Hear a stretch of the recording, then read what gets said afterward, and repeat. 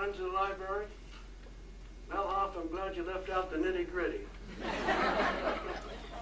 I'm reminded of another guy came back after about 20 or 30 years and talked to some people that he hadn't seen for a long time. He looked out and he said, "My God, I thought half you people were dead." Some wag jumped up in front and said, "We are, but we're risen for the occasion."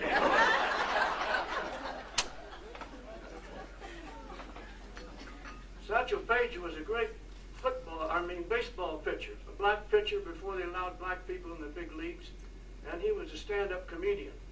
And he had 7 rules in order to enjoy life. I only remember a few of them. One of them was, he says, "Jangle around and jingle as you go to keep the juices flowing in your stomach." Now, those of you that have been around here and saw me on the campus, saw me often jangling and jingling around on the campus. What you didn't know was I was keeping the juices flowing in my stomach. Another thing he had, his final rule, number 7, was don't look back. Somebody might be gaining on you. Well, after you get old enough to not worry about whether anybody's gaining on it or not, then you have some thoughts. And they tell me loneliness is the worst thing in the world if you have remembrances and nobody to share them with. And I got a lot of people here that I can share them with today, but I hope I won't run overtime. Anyway, I'm going to bring up a few of those things. Before I start off, though, I want to recognize a guy that came and see me about the first time I was in my office as a president. And his name is Fritz Gellerman. And Fritz came into my office and he said to me, and he's not an alumnus or anything, he ran Dakota typewriter until his son-in-law pushed him out. Fritz said, "Harvey, the South Dakota Intercollegiate Conference comes out here to wipe their feet on the people from Tech, and I want you to do something about it." And I said, "I've been here a year then, Fritz, I'd like to do that." And he told me about an outfit it called the Hard Rock Club, and it died a natural death. I said, "What did they do?" Well, he said, "We tried to raise some money in order to get a few athletes here." Well, I said, "How do we get it going?" So he said, "Well, we need a little push from the president, so I don't like to get beat." And I went right after that, and we got a lot of friends around here, a lot of graduates, alumni. Guy March had the greatest alumni in the country, and some people here like Neil Simpson and Fritz and Bun Roskus, old football players, and Bill Coyle. They helped us get going. We raised $25,000 the first year for scholarships. When I came, we had one Ford sedan. McKee, it was 6 years old, and we had another station wagon. That was the total transportation, except for the trucks that we used for maintenance. So Bun Roskus got the dealers together around here, and they arranged to give us 4 new station wagons for a year. And then at the end of that year, they took them back, and they brought us 4 new station wagons. So instead of hiring buses to take our teams around, except the football team, we sent them in these cars, and when they weren't used for that, even the president could drive a decent car around campus and around the state. So, Fritz, I want to congratulate you for waking up that old guy and getting him going. I appreciate your being here today, and also your son-in-law and your daughter for bringing you. I'd like to have it for Fritz Gellerman.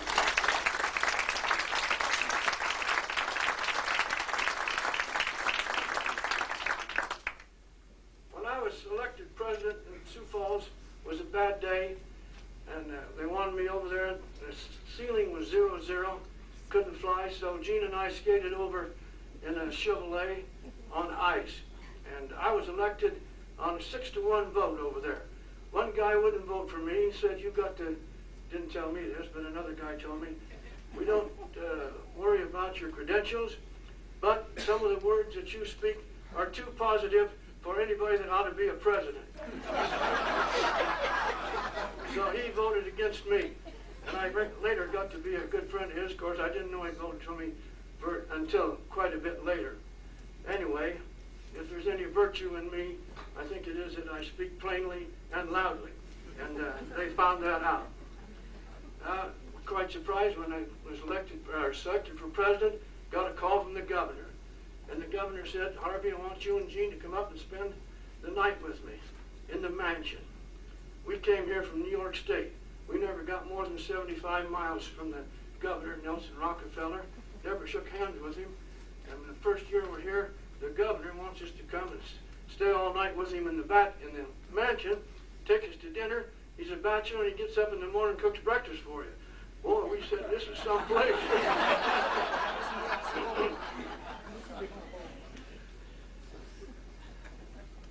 Bo also said, Harvey, if you want to get ahead here, I want you to cultivate the legislators. And that was very good advice. And he listed a few of them, like Eddie Clay and Carl Burgess and Bill Grahams. And I got a big roster here. Sergeant Hirsch from Yankton, he was a senator. Eunice Anderson, the only woman in the legislature at that time. Jim Abner, who was chairman of the Appropriations Committee.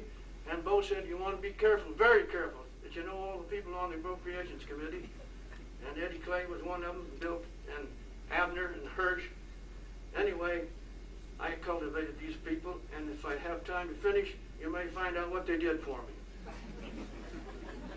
The mission of this college is to educate students and people in the state of South Dakota, and that's our primary mission. And sometimes people think that the school exists for the faculty, or the school exists to give people work in the city. That's not it. The people exist to teach and turn out graduates that we can be proud of, and I feel that we do that. So I always have to remind them that this wouldn't be any place at all if we didn't have the students. Wouldn't even need a nice building like this if we had no students. Anyway, when I got here, I got $12,000 from the Regents to make a master plan of the campus. I could see that we're going to have expansion. All the baby boomers started by the returning GIs when they came back from the war were getting into college, and the feds and the state were looking nicely on, I only stutter when I talk. But anyway, they had some money to give out, and I thought we ought to have a plan to do it. So we hired Spitznagel in Sioux Falls, and that'll kind of shake people here. But the guy that ran it was Dwayne Paulson, and he was a graduate of this institution. And in order to make a bigger campus, you've got to have infrastructure. We had to redo the water, the sewer, the electric lights. Then we had to figure out the circulation. And then we had to have a parking lot. And there wasn't any money from parking lots. And the new road out here, they wouldn't let them park on the road anymore. So we were really up a tree. But I had a friend named Scarty. Scart made his money selling gasoline, and I told Scarty we need a parking lot. He gave us 1,000 shares of Tesoro Petroleum, $35,000. And before we needed to pay off, we had a good interest, and then paid for this concrete parking lot out here. So I'm always grateful for Scarty Scartvet. And his wife used to give $3,000 a year so I could give it to outstanding teachers.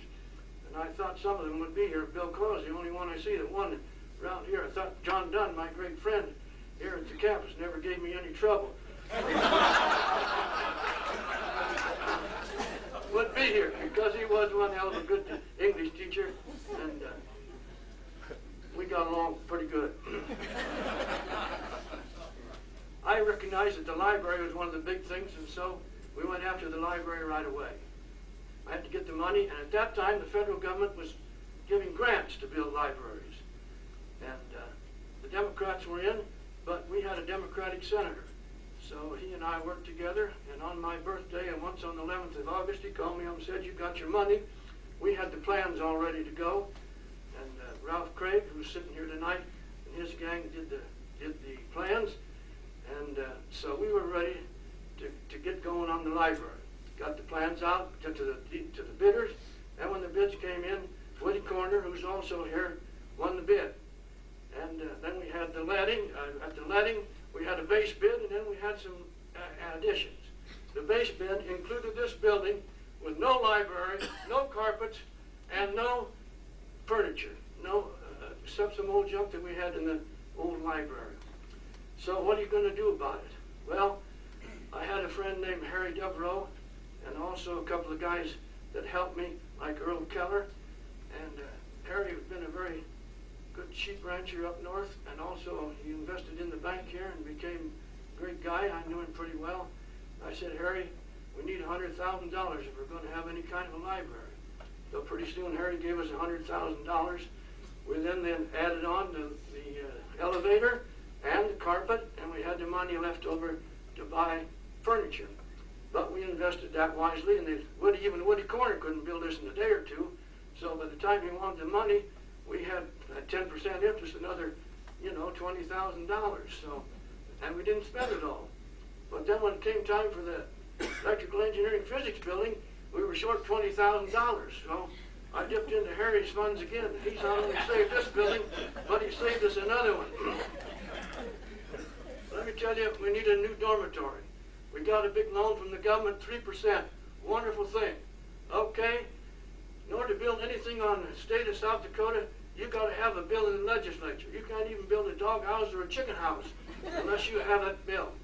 So we had the bill put in to build the library, the dormitory, which we named Palmerton after Leighton Palmerton, who's here today. Well, came the end of the session for bills, and our bill didn't get in. So I called up a friend of mine named Hoadley Dean. A lot of you know him around here. He was a Bearcat Terrier, and he knew more language than I ever thought I would ever know. And he was harder on his wife. He'd only give her a half an hour to take care of 6 or 8 people when he brought them in, and I always tried to give at least a half a day. And anyway, it's on Friday, and he said, let me see what I can do about it. Called up Sunday morning, said, Harvey, you and Gene and I got to go to Pier. So, he came up, picked us up in the car, and went over to Pier. He called Carl Burgess. Carl Burgess was Speaker of the House at the time. He had all the delegation from Pennington County there, and he really cracked a whip on him. And we met in Ping Murray's apartment in the old hotel. So we told him our story. They said, well, tomorrow morning, when the House convenes, we will suspend the rules, and we will introduce a bill. And we'll pass that bill, Carl Burgess said, and pass it on to the Senate, and got up to the Senate, and pretty soon we got permission to build the library, or to build the dormitory.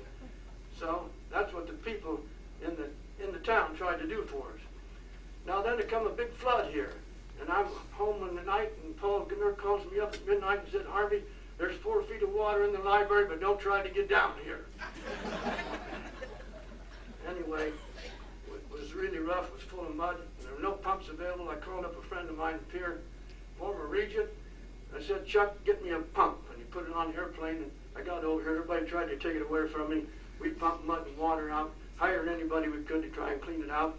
I went down there one day, and here's a young guy and his girlfriend smooching. Jesus, I thought, it made me mad. I fired him right away. Nothing to do. It was kind of dark down there. We were paying them to bail out the mud, and that's what they were doing. Unfortunately, it was a boy and a girl, so I really didn't feel damn bad about it.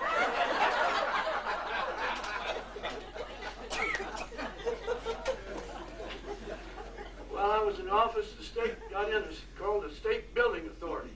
They dedicated 10% of the tuition to to borrow money to build buildings for the colleges, which they needed. And they appointed a committee, and the committee got the thing going, and they got it up to the legislature, and they put on there 10 buildings that had priority, and there wasn't any priority for the School of Mines. So we had some friends like Eddie Clay, who's here tonight. Gene LeBrun ever get here, Pat? Well, you give him hell, will you? Gene LeBrun was the Speaker of the House here, the youngest speaker we ever had in South Dakota. Not only that, he's the youngest Speaker of the House in any state in the United States ever had. Now, some people mature before they were born, and I think Gene was one of them. Anyway, he and Eddie Clay and Jim Nelson got together, and before that thing got through the legislature, the South Dakota School of Mines Gymnasium was third on the list. And what's more, it was the first building built on the building authority plan. Didn't quite get done before I got here, but I left that for Dick Schleusner to sweep out and let the students in. They asked me to talk about the stadium. In the flood, we had $1 million worth of damage here. Most of it in the library. It hit our electrical distribution and almost wiped out our campus carpenters and I'll forget what you call it now anyway. And there was an old wooden stands down there at the stadium, and it was kind of rotten. And we were trying to refurbish it for the season. This was in June. And we had some of the posts taken out and things like that, and it wasn't much. And anyway, the headquarters for the Corps of Engineers, which ran the rehabilitation here, was in our Civic Center, and they hired some people like Bill Coyle, who were experts in the structures, to go around and put red tags on anything that was very dangerous. So along come this gang to that old stadium, and they put a red flag on that stadium, and Winnie Rounds was there, of Rounds, and who's his buddy? Bernard. I can't remember. Oh, Emmy. Yeah, and I said to Winnie, and he had a great monstrous front end loader there. Give it a hit, I said. He took that damn thing, thing went down, see? So we had no stands. Well, the governor came here, and we had an office for him during the problems that we had. And I furnished him as secretary. Thanks, Dick. Did you put anything in that one?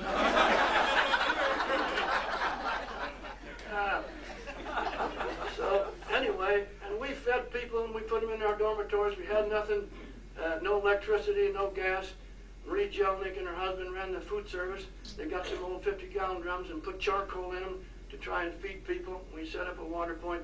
We did a lot of things trying to get things back in shape. So about 2 months later, I got a call from the governor, wanting me to come over and see him. I thought sure I was going to get the Legion of Honor. I put on my best suit. I went over there like that and came in and said, Governor, all he did, God damn you, Harvey, you knocked down that good stadium just so you could get a new stadium down there. I'm mad at you about that. So I crawled away. When the budget came out, there was no money in it. But the Board of Regents put in $100,000 for the thing. And when it got up to the Appropriations Committee, people like Bill Grams and Eddie Clay see that we got that $100,000, and we built that concrete stadium, which is still standing down there, about the only thing that's left. I would like to say there's only 2 people in the state of South Dakota that can read my writing. People told me, Harvey, you should have been an MD. Even without any training, you could write an RX that nobody could read. And they're here tonight. They're Bonnie McHugh and Helen Amundsen. There's Bonnie right over here, and Helen. They were my secretaries and also administrative assistants. Kind of kept me straight. I'd lose my hat and things like that. But Bonnie always knew where my route was, so she would call up and say, is his hat over there? And usually it was. I thought Ruth Zhilkovsky was going to be here. Is she here? Even the President of the United States couldn't get her off the mountain, and I guess I couldn't either. Anyway.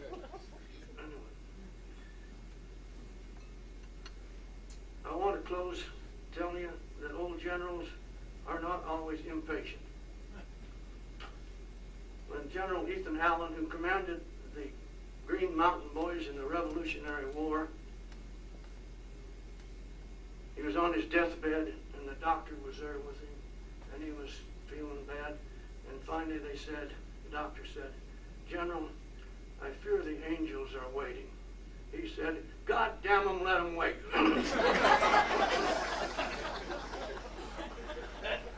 Anyway, I forgot one story that I should have tell you. I went over to Kennebec at Jim Abner's request to give a lecture, a graduation address, and just show you how well known I was in South Dakota. And 11 people graduated. And it was customary that the guy that gave the speech would shake hands with everybody that came by. And so they would say, oh, it's nice, doctor, to have you here, and things like that. And pretty soon a guy came up, stuck out his hand, he said, hello, you son of a bitch. I was in your outfit during World War II, he said. And I said, I said, if I ever saw you again, I was going to call you by that name. And he shook his hand, and I said, soldier, I'm always glad to see an old soldier, especially one that can remember my name.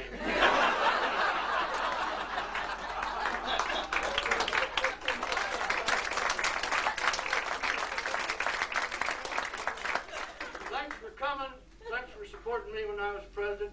Except for my combat time, I consider my time at the School of Mines as my finest hour. Thank you.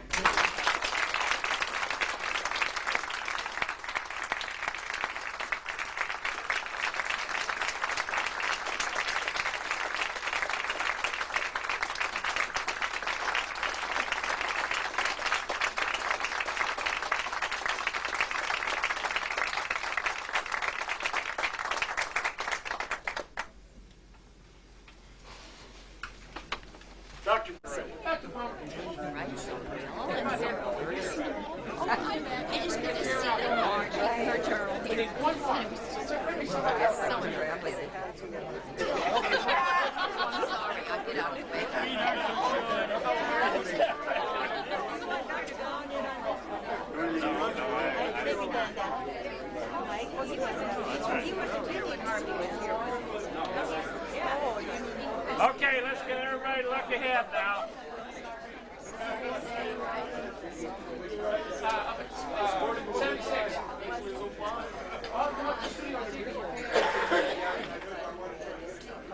News tonight?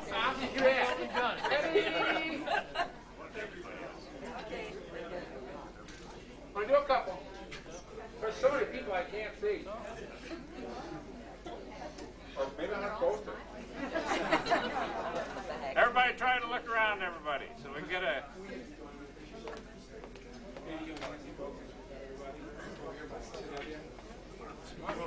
And then we're back to Fraser.